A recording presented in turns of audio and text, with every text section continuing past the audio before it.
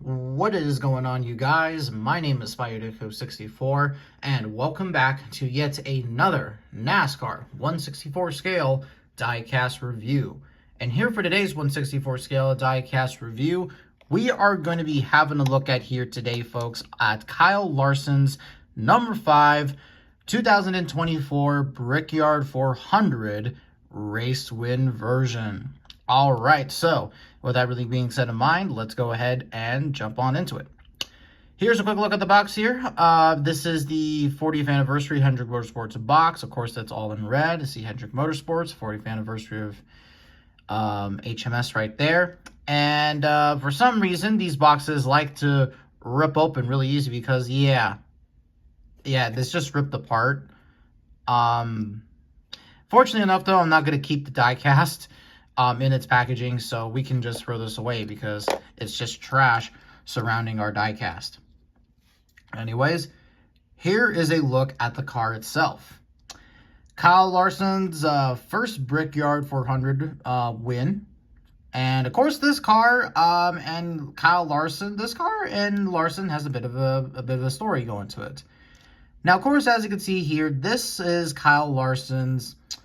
This was the car that Kyle Larson was scheduled to run at last year's Coca-Cola 600. However, though, due to complications because Larson and HMS wanted to do the Indy 500, of course, Kyle Larson did not get a chance to run this car at Charlotte, and essentially this turned into a Justin Allgaier paint scheme, essentially. So that's what happened, of course, and pretty much when it came time around to do the Brickyard 400, Kyle Larson and Hendrick Motorsports decided to, hey, since we didn't get to run that paint scheme, let's go ahead and run it back. And that is, of course, is what they did. Now, looking, though, at the car itself here, you know, I've often said about this, about Kyle Larson, but maybe I didn't say this already. But it is really hard nowadays for me to really review these Kyle Larson diecasts. Mostly the reason because it's all the same HendrickCars.com schemes. Hell, Larson's last, I believe, his last 2 race wins from 2024 are all his HendrickCars.com schemes.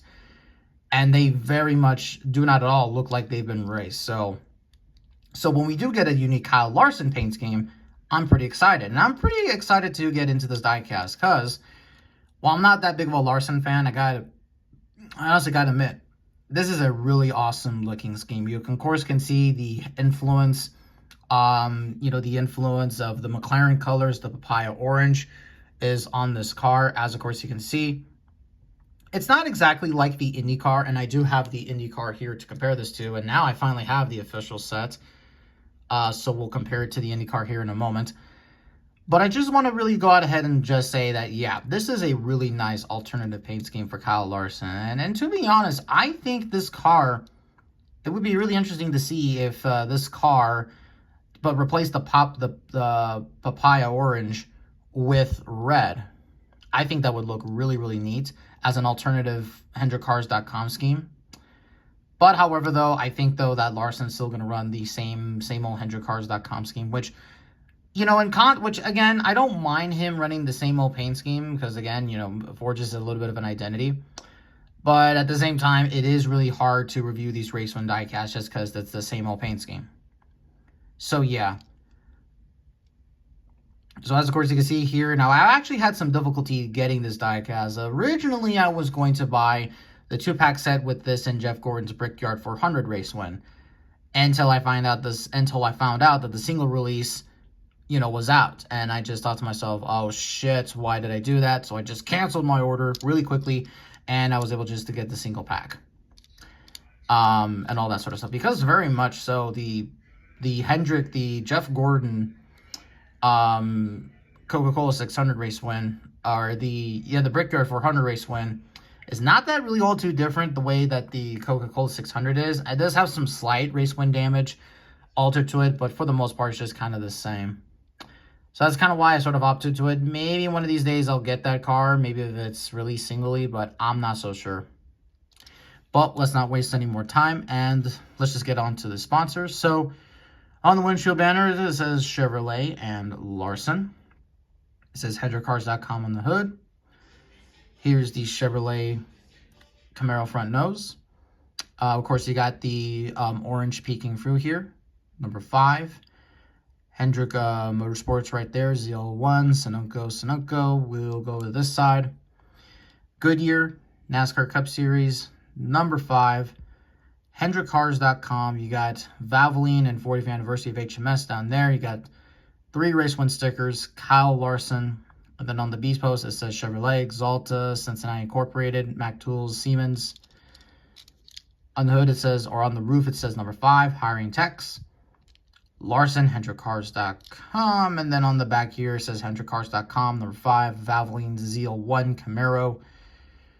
And here's another look at the car if you wanted to see that. Now, in terms of the race win damage, this car actually... it does have quite a bit of some race win damage, but it is very subtle. Now, once again, it is really important to mention this was run at the Brickyard for 100. One of the more boring races of the year, but it does have some slight race win damage, so let's kind of just get into it. So going to here, as of course you can see, you do have the bigger windshield banner right there. You can see the black right there, looking pretty cool. Of course, coming here to the louvers, you can see that it is really, you can see that they did do the louver detail, and it is quite dirty. Yeah, the front end is quite a bit some dirty. On the front, you can see here, you do got some rubber buildup. You do got the carbon fiber splitter detail right there. On the side here, you got more rubber buildup, a lot of rubber buildup right there. And on the other side here, it's pretty much dirty. You can see some rubber specks, a little bit some there, some on the other side down there. See some more scuffs and marks on the back. You can see, yeah, the carbon fiber detail on the spoiler right there.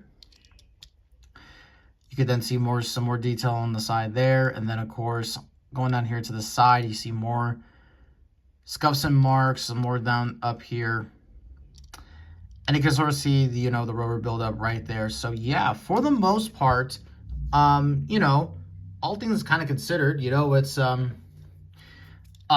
pretty race win, has some race win damage, but not too big scuffs and marks. And of course, there's no confetti since it's at the Brickyard 400. No confetti, not even for the Indy 500. So let's go ahead and compare this to the Indy car. So yeah, there you go. The Indy car and the stock car compared next to each other. And yeah, it's kind of weird how the two cars are just so different from each other. Because this year, when Larson did the Indy Charlotte double, essentially they took the Indy car and the Cup car. They just basically, it's the same scheme. And they just put it on, and they just incorporated it to both cars. So yeah.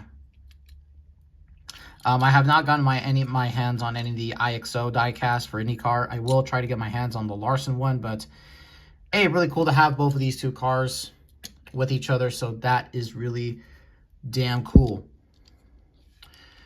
So that is pretty much all I have to say about this diecast. Overall, really cool to finally review this car and review this, this paint scheme.